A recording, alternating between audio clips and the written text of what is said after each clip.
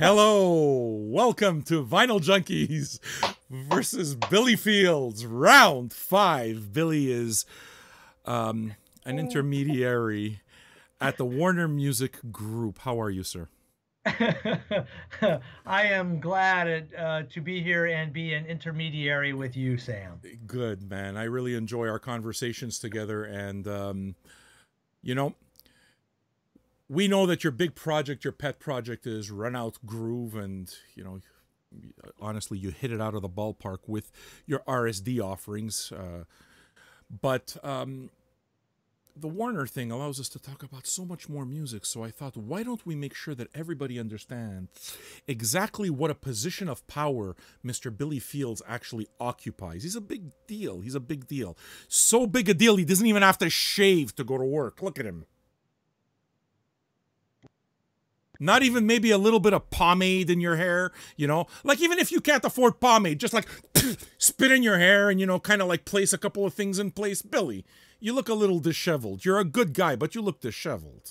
Thank you. I appreciate you noticing that. I just got back from being on vacation for about a week, and I was up in the Great White north of California, and I stayed away from a razor the entire time. So I Okay. do need to clean myself up. You're right. Good plan of action, too.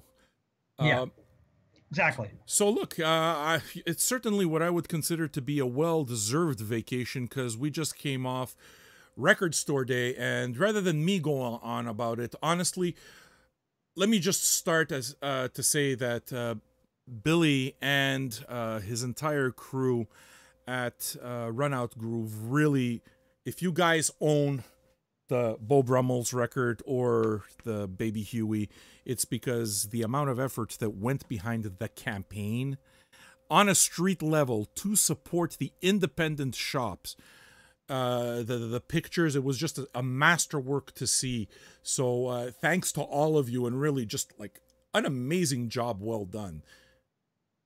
No, thank you, man. It was we're really super proud of both of those records, and it's great after the fact, because getting to Record Store Day, and there's so many people involved, there's so many aspects of each of the labels that play a role, that once you finally get there and it's done and all the records are in the shop and Saturday hasn't kicked off yet, you have this moment of, do we do it all right, or are we going to be okay? Is it going to happen? Are people going to line up? Our store's going to have a great day? And then after it ends, you look at sort of what you might have left of certain titles in the warehouse that you didn't ship clean on, that you think like, oh, did I guess those numbers wrong? Did people just not know? And this year it ended up being really successful for us, certainly, but also incredibly successful for the stores. So Why don't you I'm give glad him our the two little number? titles played into that. Actually, Billy did something really fun. I think it's the first time he did it, but he made available this huge prize. Run Out Groove made available this huge prize pre-RSD. So those of you that followed might have noticed that he asked their social audience, their social media audience, to guess the amount of records that would be sold during the week of RSD, and they would pick a winner for, and if I get it right, you sent out an entire year's subscription to Run Out Groove titles, a turntable. Did I get that right? Well, actually, there are two things that happened. So what you're talking about is what we did for the Record Store Day promotion, which was on Record Store Day. We had a promotion on the Run Out Groove site that if you put in your email address, we're going to pick a random winner that wins a turntable and a year's worth of records. Crazy. Now, what you're referencing is how many records are sold. That's something I do over on the old Twitter thing, where I have a handle, Billy Says Vinyl. And every year for the last number of years, I've done something called the guessing game, or just guessing game.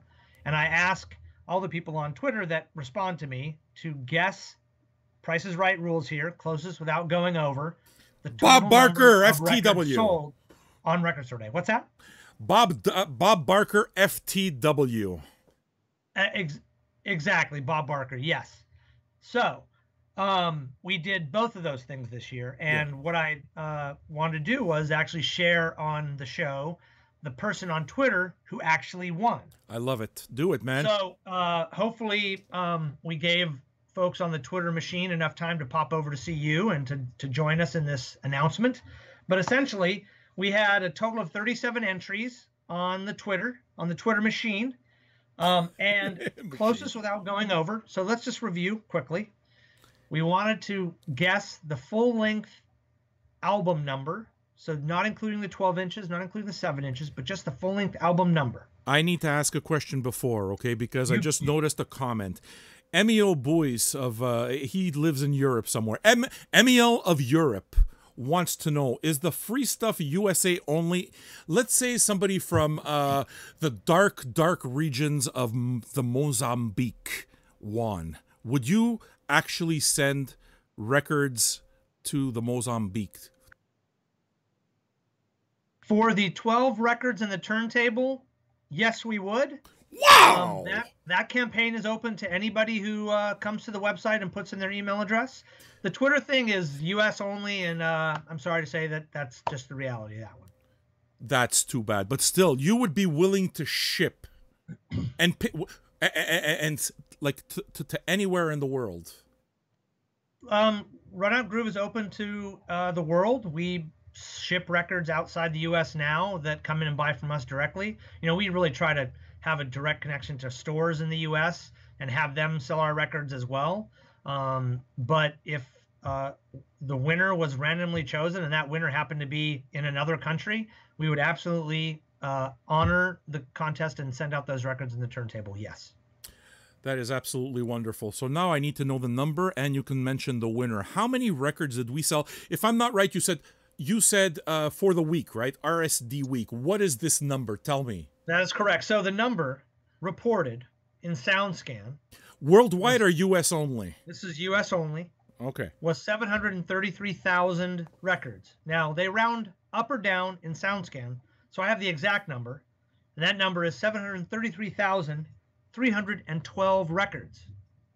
Now, the winner of the guessing game for 2018 Record Store Day was Doug Jones, Doug Jones NL, also just Doug Jones, with a guess of 725,000 records. Close without going over. Doug Jones. Congratulations, Tom Jones. That's win. Doug Jones. Hey, listen, I'm trying to keep up with the Joneses, but I'm a little, okay.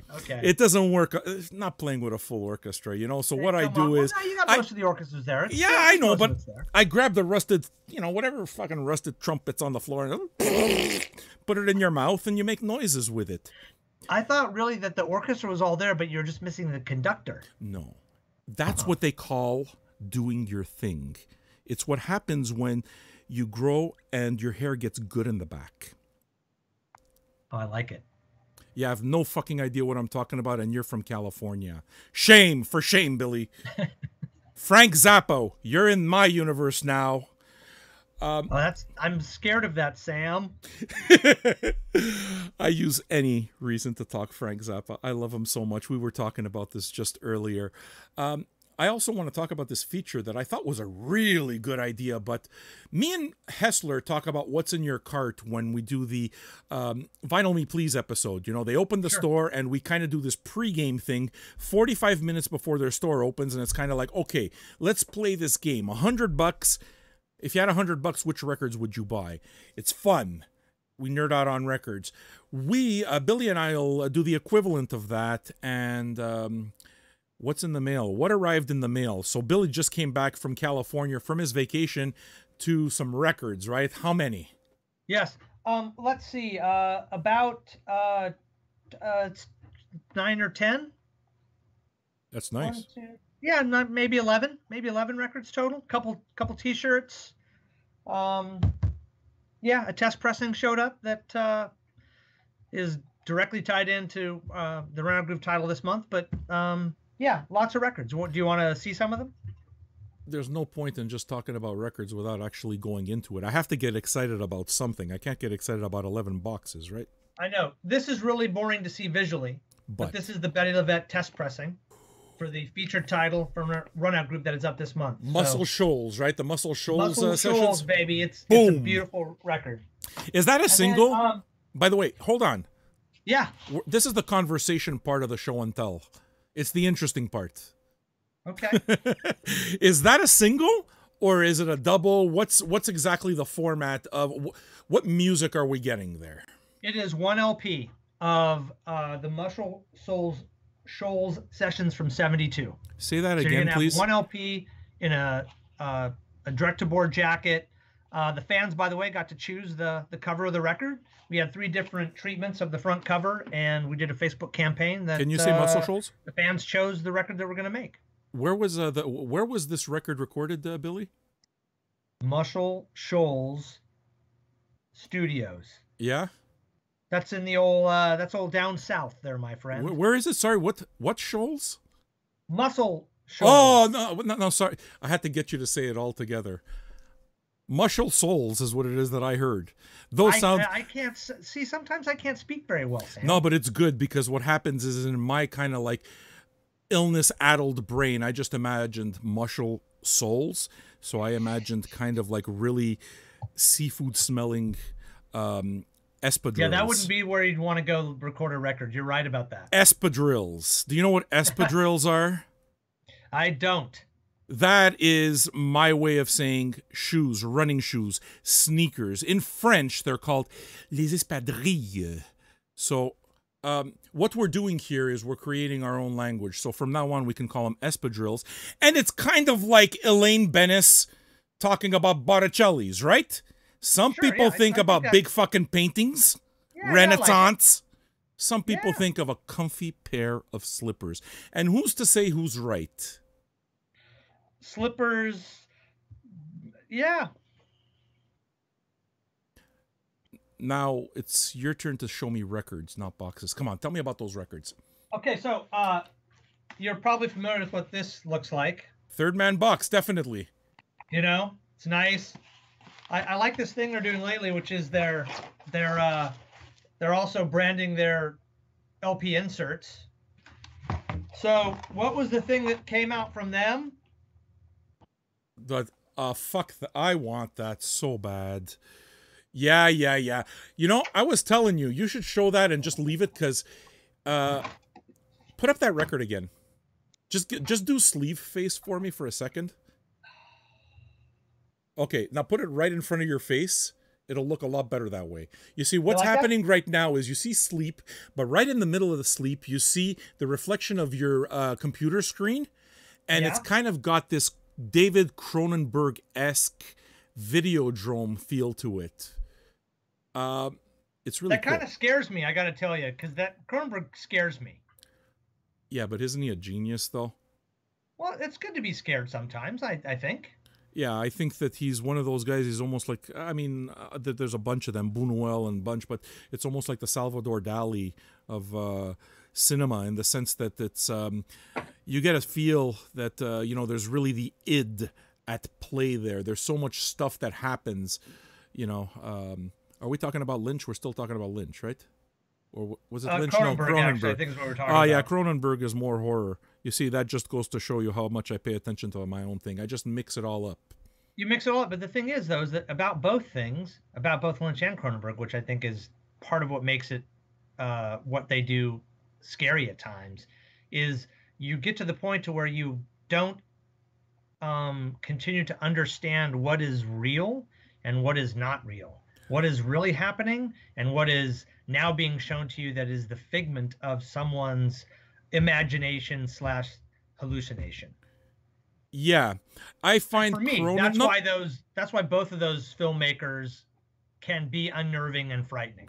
No, I completely agree. I think that they take certain. My feel is that Cronenberg tends to be a little bit more. No, you know that's not fair either, because I think about what's the one about the twin gynecologists. That's a long time ago. Yeah. Oh, wow. Right around the time of The Fly. Right? Yeah. That wasn't so horror, but when you think of Cronenberg, you think about more double? horror. No, that's not right. That's not it. No, right? no, that's not it. But it's like I know what you're talking about. There's more horror. Yes, you know, there's the art factor. But when you look at somebody like Lynch, and I guess the reason I thought Lynch is I immediately started thinking about music and soundtracks, and the cover to The Elephant Man came to mind. And there's every part of that that's just the weirdest fucking thing in the world. And then, right, you think about the music, you think about the same concept, and where it is that I would mix the two up. The next album I think of, you know what it is? It's from a Cronenberg film, so I'm not that stupid, Billy. I was thinking of the Ornette Coleman, Howard Shore soundtrack to the typewriter movie, Naked Lunch, William Burroughs. Yes. Right. So you can see how I confused the two, or am I completely off? No, I completely understand how those two joined together in your train of thought. Absolutely. Is there any do you collect soundtracks? Not per se, no. I try to focus on the soundtracks that are not how do I put this? The ones that actually mean something to me emotionally, I would want to keep. The ones that are simply the score to a film that I enjoyed, not necessarily. So gotcha. there is some overlap between those two things, but I try to not go down that path too much. I have too many records as it is, so having another batch of something I collect, I'm trying to control myself. No, yeah, absolutely. You know, records cost money, and you got to buy this stuff. And if you start going down every rabbit hole, you're either broke or you simply won't have time. So it's not even a question of you, making a value judgment on the art itself. It's just you can't do it all, man. It's just impossible. You know. Right. You're just making that choice about what it is you can fill your mind with, and do you have the time for it all? Yeah, well, exactly. I'm going to talk about another record, which is kind of like a soundtrack of sorts, but I want to talk about it specifically with you because you sent, along with that Warner box, a bunch of stuff that was non-RSD related. And I already talked about it with Kim, but you sent the Laurie Anderson record with Kronos Quartet as well as other Kronos Quartet records. Now, yes. You saw her live, right? Recently? Yes, recently, yes. My wife and I, Galen and I, went to see Laurie Anderson at Town Hall here in New York. She was doing essentially a solo performance of the record with Kronos Quartet, Landfall, that was about, Hurricane Sandy that hit New York, and she lost everything that was in her basement building. So basically, like, all of her work up until that point was lost in the flood. So we got to see her do a show that was about that record, but it was her sort of personal interpretation of it. And then the Landfall is the full orchestrated. Okay, so piece. Kronos were not there performing. It was just basically her, right? It was just her doing spoken word and playing a little bit of music and some audio visual effects. Yes. It's it's an interesting project, and it's it's a soundtrack of sorts, right? It's a soundtrack to her fucking trauma. Yeah, absolutely. One question that Kim had, and I'm curious too, maybe you would know better than me, but did Laurie Anderson record anything with anyone since Lou Reed passed? Wow, that's a good question. Right? I can't think of anything. I don't believe so. Don't you think that... let me think about that. Don't you find it strange in which case, right? Because you would think that if she had to write about a trauma, the trauma that she would write about would be the most obvious one. You follow what I'm saying? It's not to say that, I mean, she's wrong.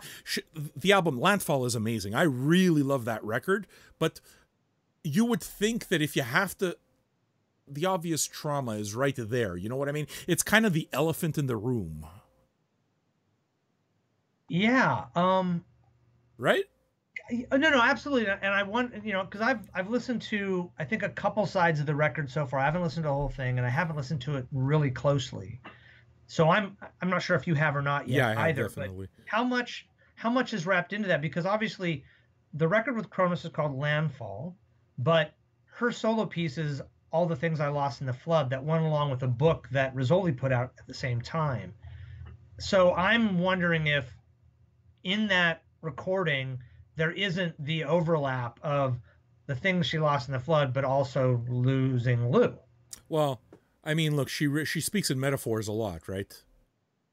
So pretty much, yes. So, once you start getting into the world of metaphors, the shit that she lost in the flood could be losing Lou, and she's just, and musicologists are going to talk about it 20 years after she's dead, and they're going to say, oh, look at how brilliant she was. She was Right. something beyond just Home of the Brave and Oh, Superman.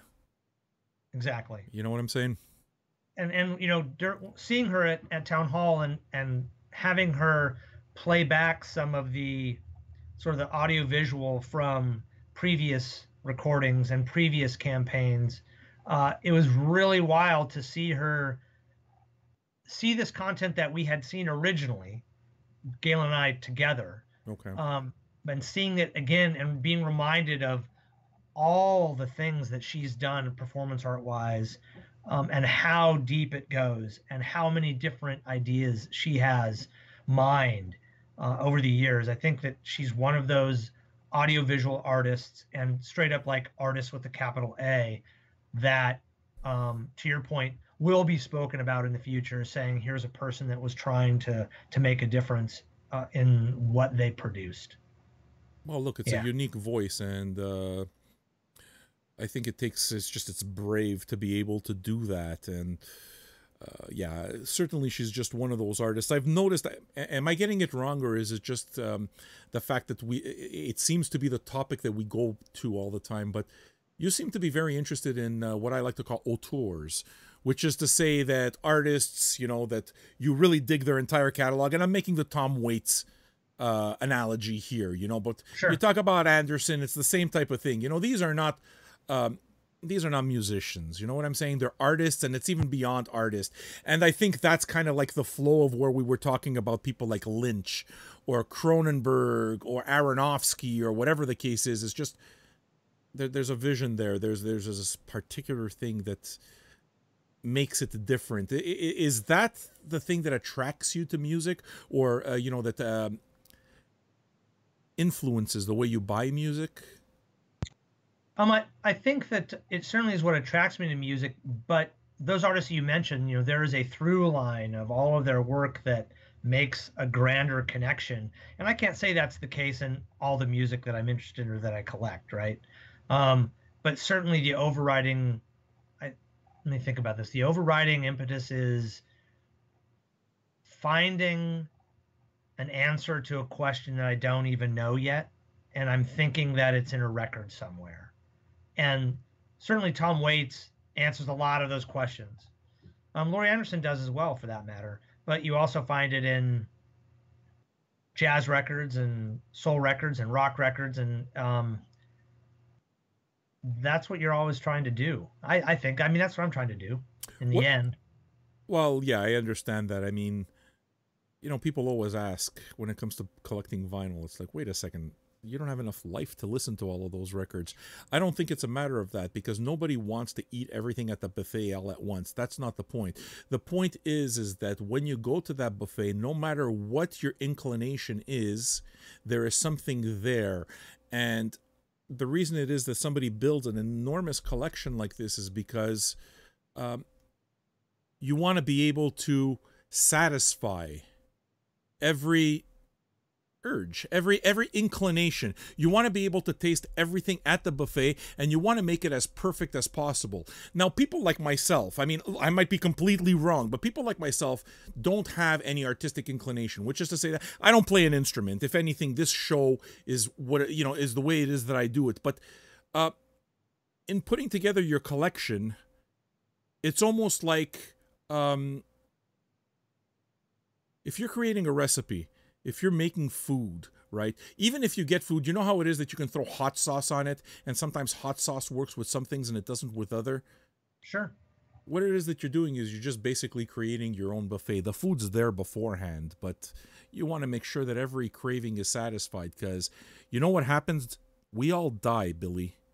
And once we die, we can't take it with us, and we can't satisfy cravings anymore.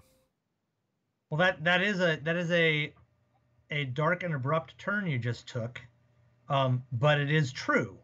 I think the other thing about it, though, too, is we have collections because I think at the heart of what it is we all try to achieve, whether or not it's answering our own questions that we might have about things, or wanting to explore themes beyond the realm that you're currently in, you also are out here trying to connect other people to music in a way that is surprising and rewarding to them.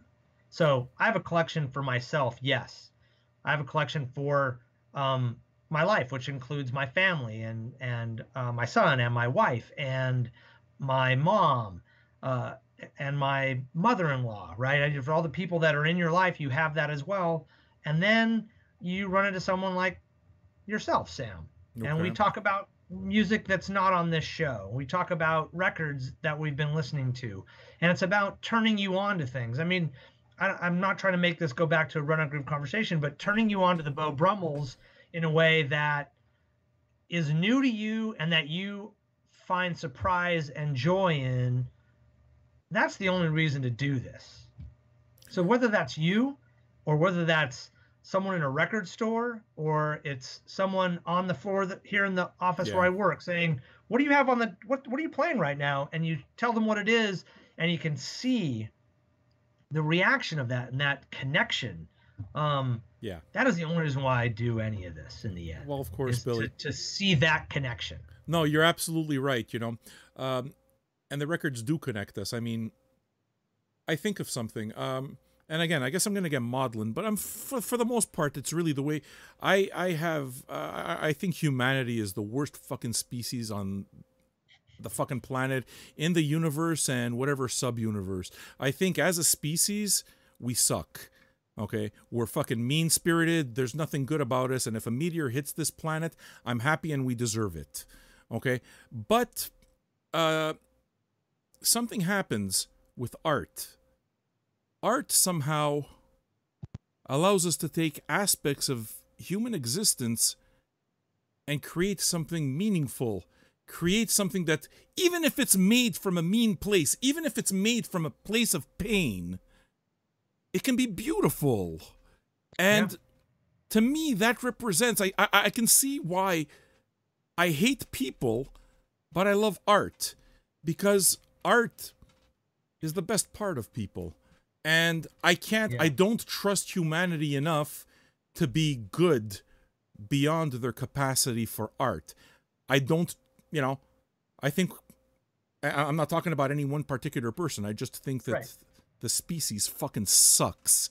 And music is our best foot forward. Art is our best foot forward. Does that make sense? I have said close to the same words a number of times. The first season of True Detective on HBO a couple years ago. Yeah. That's the Woody Harrelson one, right? Yeah, Woody Harrelson and Matthew McConaughey. And Matthew that's right. His character talks about that we are an evolutionary mistake, that we were given this self-awareness before we really were capable of dealing with it. So all the things that you just said, I have said in some form or fashion. And I also agree that the way in which we explain all of that is through art. And whatever space that artist is in, trying to actually explain it, that's what gives it meaning. That's what gives us all the structure that exists, and why we should even be what we should be is all about the art. What else? I mean, really, what else is there? There's only 24 hours in a day, okay, and you got to spend that time the way you want to. And if you want beautiful things, then you need to surround yourself with beautiful things. Exactly. You know, now I'm not an agoraphobic, but I'm a bit of a shut-in. And the parts that people don't understand is it's not even because I'm antisocial. It's because I think that humanity, and I put myself in this place too, is full of shit. I can be a fucking prick to the people that I love most. That is my humanness. That's what makes me ugly.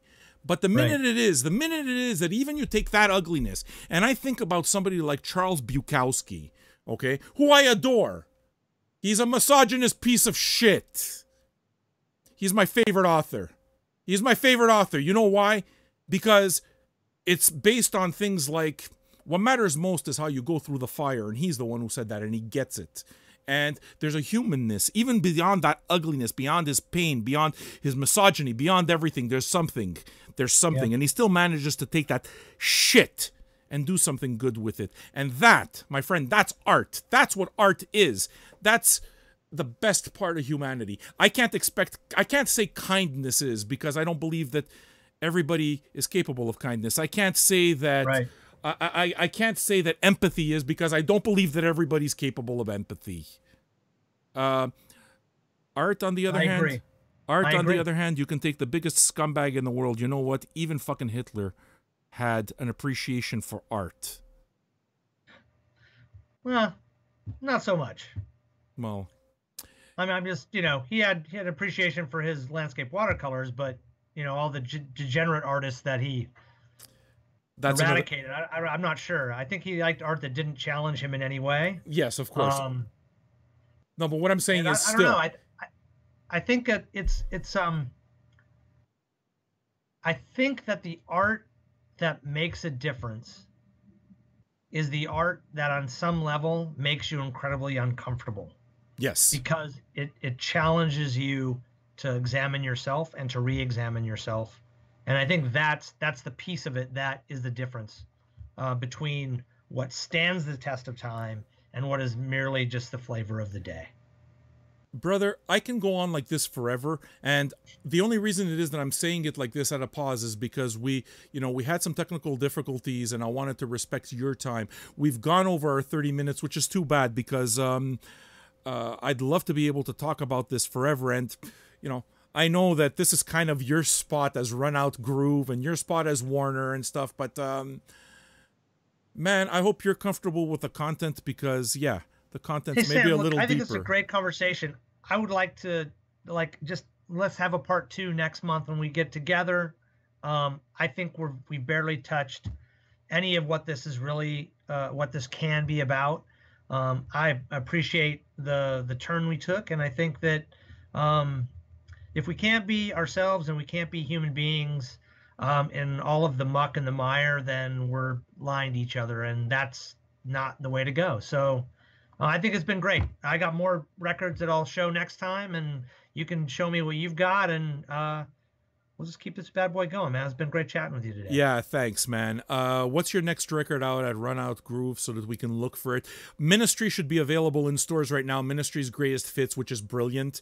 What should we be expecting in shops soon? Let's see. I think that, Solomon Burke should be coming nice, on the, yes. I think the 11th is the Great Solomon Burke Atlantic Collection. And then we have Golden Smog after that.